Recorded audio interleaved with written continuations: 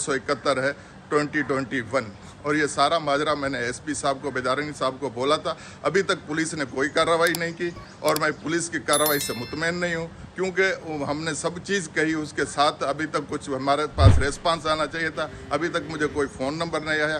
मेरी ज़िंदगी और मेरे बच्चों की ज़िंदगी को ख़तरा है, क्योंकि हम करप्शन के ख़िलाफ़ लड़ रहे हैं और हम लड़ते रहेंगे। हम ये भी कहते हैं मुराद अली शाह को या बिलावल भुट्टो जरदारी को, मैं ये कहना चाहता हूँ, अगर आपको लड़ना है तो मेरे साथ सही सीधे लड़े और ये हथकंडे चोरों वाले और डाकू वाले नहीं करें। मैं भी शर्प कबीले से बिलोंग करता हूँ, मैं भी क्राइम जानता हूँ, लेकिन हमने कानून का रास्ता अख्तियार किया है। मैं कभी भी कानून को हाथ में नहीं लूँगा और मैं वफाक से कहता हूँ कि हम आपके नुमाइंदे हैं, आप हमें प्रोटेक्शन दें। और सिंध हुकूमत प्रोटेक्शन देने में फेल हो चुकी है, किसी तरीके से हमें काम करने नहीं दिया जा रहा। मैं लाड़काने जाता हूँ, वहाँ पर भी हमारी ज़िंदगी को ख़तरा है और हम यहाँ काम कर रहे हैं, यहाँ पर भी हम घर में सेफ नहीं है।